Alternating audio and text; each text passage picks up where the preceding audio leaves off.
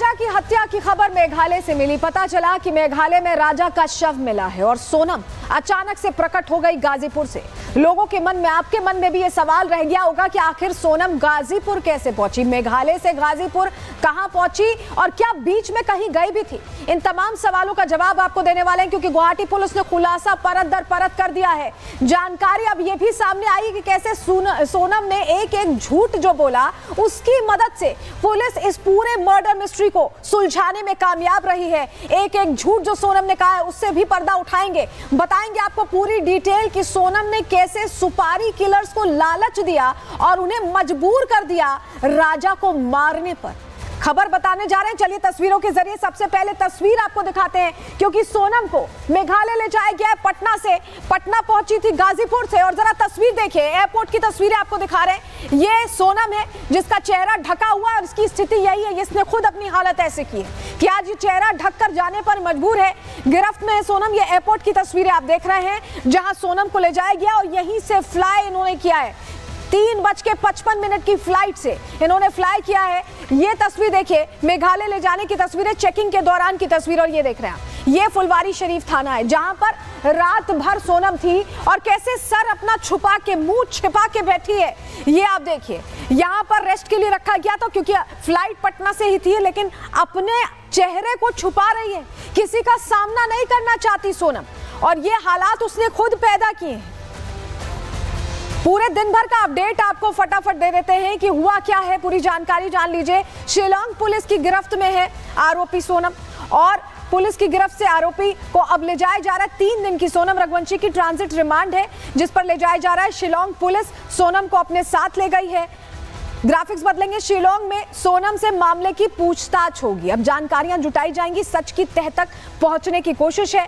सोनम के साथी भी शिलांग पुलिस की गिरफ्त में है। चारों जो आरोपी बताए जा रहे हैं उन्हें 7 दिन की ट्रांजिट रिमांड पर लेकर जाया जा रहा है।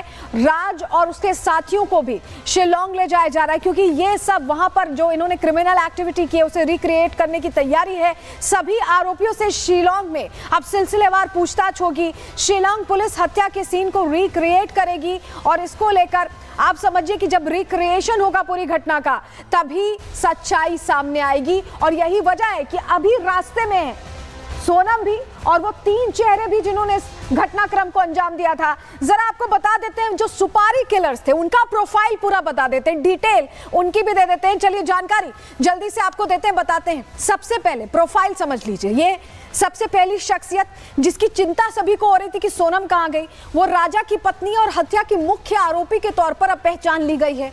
ये दूसरा चेहरा है राज कुशवाहा, जो सोनम से जुड़ा हुआ है, कथित प्रेमी है, हत्या का मास्टरमाइंड है, महज 15,000 की नौकरी करता था सोनम के ही पिता की कंपनी में।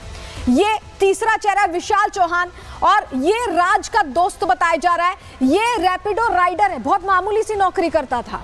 ये अगला चेहरा देखिए आप, आकाश राजपूत। राज से इसकी अच्छी जान पहचान थी और फिलहाल ये बेरोजगार था, तो इसको पैसे के भुलावे में फंसा दिया गया।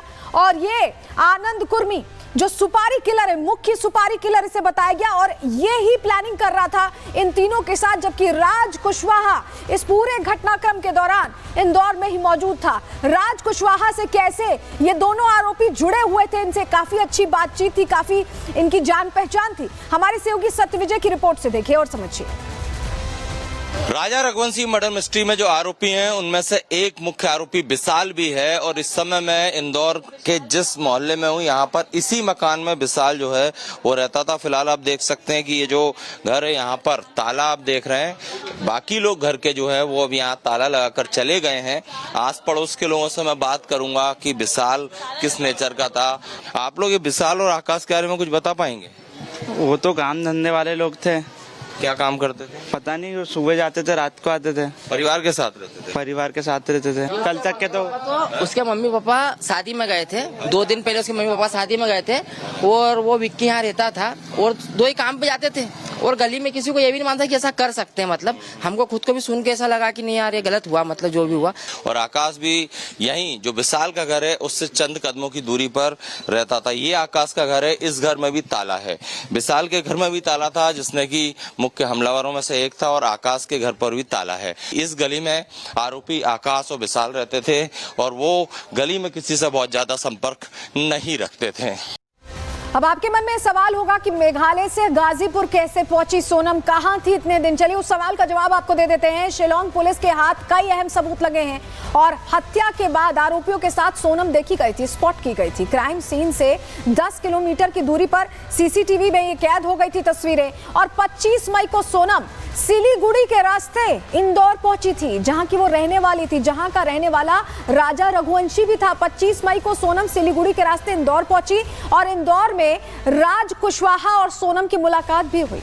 इंदौर में किराए के घर में सोनम रुकी हुई थी, वहीं स्टे किया हुआ था उसने। और शिलोंग और इंदौर पुलिस ने जब जांच तेज की तो सोनम इंदौर से निकल गई और वाराणसी के रास्ते गाजीपुर पहुंची। उसने रात में ट्रैवल किया, चेहरा ढक के ट्रैवल किया, जिससे कि कोई उसे पहचान ना पाए। लेकिन अब आप सोचिए कि जब ये सब कुछ चल रहा था तो लोगों को फिक्र इस बात की थी कि क्या सोनम का अपहरण कर लिया गया है, क्या सोनम को बांग्लादेश ले जाया गया है। परिवार वाले यही आशंका जाहिर कर रहे थे। लेकिन गुवाहाटी पुलिस को सोनम पर शक क्यों हुआ, सोनम रडार पर क्यों आई? चलिए जानकारी फटाफट आपको देते हैं, आपको बताते हैं। दरअसल शिलोंग पुलिस हर एंगल से जांच आगे बढ़ा रही थी।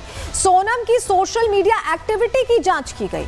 सोनम ने हनीमून की एक भी तस्वीर अपलोड नहीं की थी। जनरली कोई कहीं घूमने जाता है तो पता नहीं कितनी तस्वीरें अपलोड करता है और सोनम शौकीन थी तस्वीरें अपलोड करने की, लेकिन इसके बावजूद हनीमून की एक भी फोटो अपलोड नहीं की गई। सीसीटीवी फुटेज में सोनम की हरकतें संदिग्ध दिख रही थी, ऐसा लग रहा था कि वो कुछ छुपा रही है। बॉडी लैंग्वेज से पता चल रहा था। राजा के मर्डर के बाद राजा के अकाउंट से सोनम ने ही तस्वीर शेयर की, उसे पोस्ट किया और 3 जून को पुलिस को सोनम के शामिल होने की लीड मिल गई। उसे जरूरी जानकारी मिल गई पुलिस को। सोनम ने अपना रेनकोट आकाश को दे दिया था और वहीं रेनकोट राजा की लाश के पास मिला। रेनकोट पर खून के धब्बे थे और इसीलिए उसे वहीं फेंक कर चले गए थे ये लोग, जिससे कि इनकी पहचान ना हो पाए।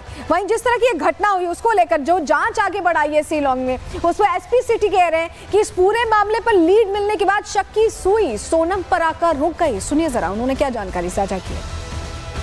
तरीके से आपने पूरा ऑपरेशन चलाया और जो गिरफ्तारी आप लोगों ने की उसके बारे में सर अगर थोड़ा बताइए। जी, operation was very challenging in fact, लेकिन प्लानिंग किया है ठीक से planning. After we had accumulated all evidences, 2 teams भेज दिया हम लोग उधर में, 1 to Uttar Pradesh, 1 to Madhya Pradesh, which was led by DSP operations as well as DSP crime। तो उधर पहुंचने के बाद तो we got a lot of assistance from the state police of Madhya Pradesh as well as Uttar Pradesh, and then we were able to make all these arrests।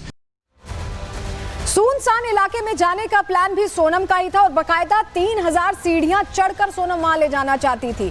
जरा क्या खुलासा हुआ है जान लीजिए। राजा हत्याकांड में नए नए खुलासे रोज हो रहे हैं और अब राजा को पहाड़ी से धक्का देने का प्लान सामने आ गया है। फोटो शूट के बहाने राजा को अपने साथ सोनम ऊंची पहाड़ी पर ले गई थी और कातिल भी सोनम के पीछे पीछे लगभग साथ ही चल रहे थे। बताया जा रहा है नोंगरियात से मावल खियात तक की चढ़ाई जो है वो काफी लंबी है और इस रास्ते पर 3000 के लगभग सीढ़ियां बताई जाती हैं और यही वजह है कि कातिल सीढ़ियां चढ़ते हुए थक गए थे और वापस लौटने लगे थे। उनका कहना था कि उनके अंदर हिम्मत नहीं इतनी सीढ़ियां चढ़ने की। सोनम ने सुपारी का पैसा उसी वक्त लालच देकर 40 गुना बढ़ा दिया। 40 गुना। इस हद तक सोनम चाहती थी कि राजा रघुवंशी को मौत के घाट उतारा जाए। राजा को मारने के लिए 20 लाख रुपए का ऑफर सोनम की तरफ से दिया गया। तो सोचिए आपकी 3000 सीढ़ियां लंबी थी।